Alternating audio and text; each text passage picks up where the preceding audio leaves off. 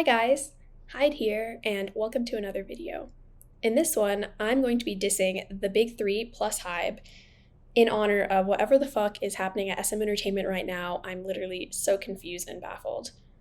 This video is going to focus more on the creative and musical direction of these companies as opposed to their promotional and managerial tactics. So this isn't going to be like dissing how many comebacks groups have or criticizing any type of mistreatment.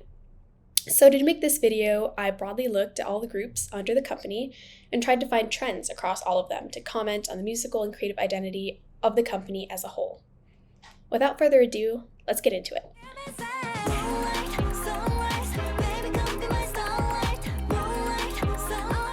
Okay, so the first company I'm going to talk about is JYP Entertainment, home to groups like Twice, itzy, nmixx, and Stray Kids. So my biggest criticism with JYP's overall creative direction is that it's pretty unoriginal and risk-averse. So I would say that JYP groups fit well into the trends of their times. So for Twice, they really personified the cutesy concept which defined the third generation of K-pop and their girl groups, and they kind of stuck to this one idea throughout their entire career for the most part. For itzy, it's already been pointed out their commonalities to FFX and Weki Meki, and they kind of just synthesized these ideas into their own identity. nmixx is the most egregious of the lot. They're obviously a knockoff of aespa, and I would say it's the only example of true copying out of all the JYP groups. It's clear they wouldn't have released this nmixx pop mix-up mashup concept if aespa's Next Level had not gone viral. And the whole idea of them calling themselves nmixx pop is just kind of ludicrous and hilarious. And it's kind of weird that these groups are so creatively unoriginal because it's kind of the mindset of a new company, which just kind of follows the trends. While every single one of these groups, I don't hate the musical direction or wish they were any different, it's kind of weird that none of them are experimental or different in any way. I just think it's kind of weird that such a wealthy and influential company like JYP isn't willing to take more creative risks and release a group with songs and concepts that may not be super popular amongst the general public. Because of this, I feel that of the big four, JYP is the only one that doesn't really have a strong company identity. There's no commonalities in terms of the desired skills of their artists, such as SM having really great vocals and YG having really great rapping. And there also really aren't any broad commonalities about the musical and conceptual choices of their groups because they simply follow what is popular as opposed to a core company motto. And this means that the fandoms between their groups aren't really transferable. And this is why I think they have the fewest company stands out of the traditional big three, because there isn't really any reason that, say, an itzy fan would transfer over to Stray Kids. And talking about Stray Kids, I'd say the one big exception to this of JYP's active groups is Stray Kids, because they act independently with essentially complete creative control over their identity. And I think their discography lacks the strategic corporate feel the rest of JYP's stuff has. And you can see that Stray Kids is continuing to improve and build on their existing musical identity and has experimental elements through which they are finding their own sound. So I don't mean that JYP should go experimental as in a specific genre or noise music or weird sound or anything like that. I just wish they exemplified a general philosophy in an attempt to be original and unique, instead of simply following trends or going with what will obviously be safe or popular.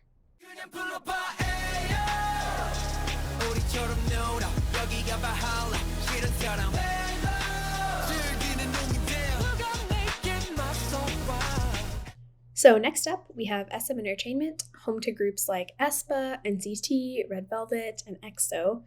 So personally, this was definitely the most difficult to think of a big weakness for because I am an SM fan. Like if you look at my stan list, pretty much half of it is SM groups.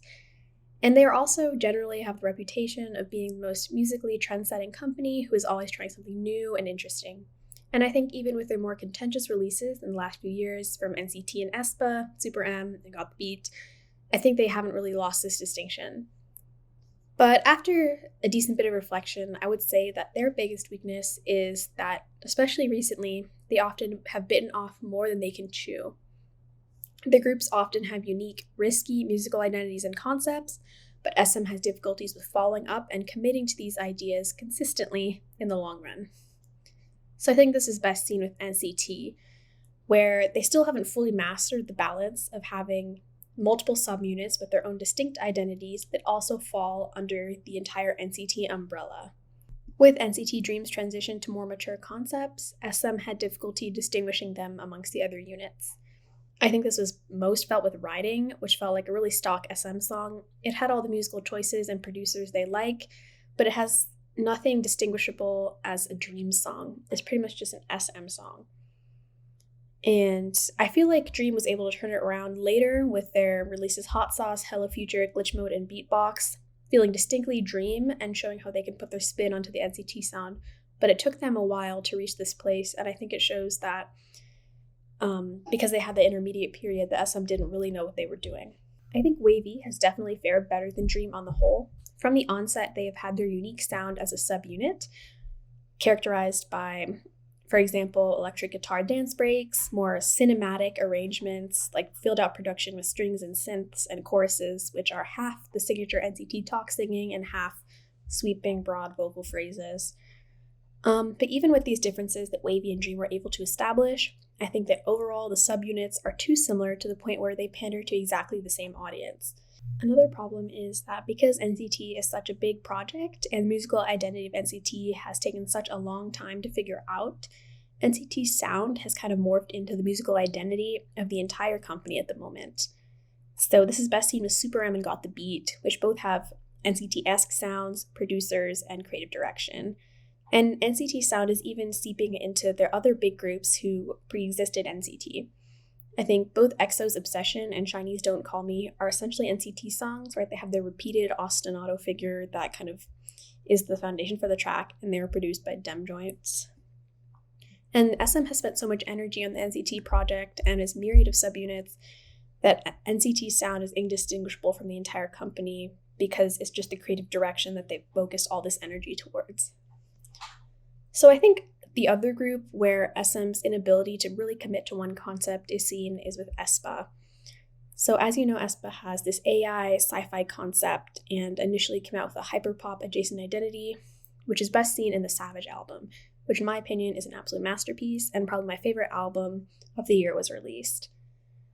So it's been well talked about how the whole AI concept has been kind of underutilized, but I think even musically, SM underutilized aespa's concept, and were unable to really follow up with it. So looking at aespa's second mini album, Girls, it kind of lacks the experimentalism and punchy production from the Savage album. So you kind of see the NCT seeping into the musical identity of other groups. The title track, Girls, is literally an NCT reject song. The original title of the demo was We Dem Boys. And unlike the Savage mini, I think the Girls mini had a lot of filler B-sides, and the only song which really stood up to their hyperpop identity they established before is probably Illusion and maybe Lingo. And as of yet, because aespa does not have a fully developed discography, it is unclear whether they will steer the ship back on course in their later releases. So I think the next year will be really crucial for SM. I think they've maintained a lot of solid musical acts like Red Velvet, Baekhyun, the Shinee Solos, and Taeyeon, and then certainty more lies with their flagship groups. Both EXO and Shinee will be increasingly active in the upcoming year, so the question is, will they be able to deliver solid releases for these groups that aren't kind of NCT-esque? So they also have some rumored new boy groups and girl groups, so the question is, will they have solid quality musical identities for these groups, which SM can solidly deliver on, that aren't too similar to NCT's sound? When we pull up, you know it's a shutdown. Okay, so the next company I'm going to look at is YG Entertainment, home to most famously Blackpink and Big Bang, but also recently Icon, Treasure, etc. And YG is the company that I probably have the most scathing criticism for out of all these four. And that's because their groups are just musically identical. And I would say this goes beyond just stylistic elements, such as SM, enjoying long bridges, R&B pre-choruses, or Hybe with their auto-tune preference. But all of their artists literally have a shared style, concept, and musical identity. I would say, in my opinion, that Big Bang, Icon, and Treasure have many interchangeable songs. When I was first listening to Treasure, as someone who is most familiar with Icon out of this company, I thought that especially Jikjin, out of their most recently releases, could easily have been an Icon song without anyone really batting an eyelash. I think 21 and Blackpink are pretty like this too. And I think it is highly likely that Baby Monster will continue to follow this trend and essentially be another version of Blackpink. And all of this makes me doubt the claim that circulates that YG artists are allowed a lot of creative freedom. While their artists may be involved in producing, they are locked into the very specific style that YG has for its artists. And I think this is confirmed by Yeadam leading Treasure.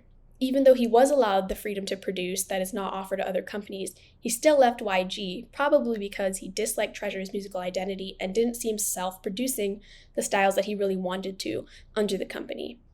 This is why I think that creatively, YG is definitely falling the most behind out of all the big three companies. No, none of the other companies has the same type of horizontal similarities in style across so much periods of time, right? Like if you compare SM's earlier groups like Super Junior and snsd, you get a very different picture than aespa, NCT, Red Velvet. But with YG, if you look at Big Bang, a decade ago, and then probably Baby Monster, they will be so similar that their songs could almost be interchangeable. And I think that's a problem with creative stagnation and a lack of new voices in YG Entertainment. And I think they're a bit complacent out of all the four companies. So I think they could do with new blood creatively and perhaps bring in some new producers and artistic directors, because right now they're really stagnating.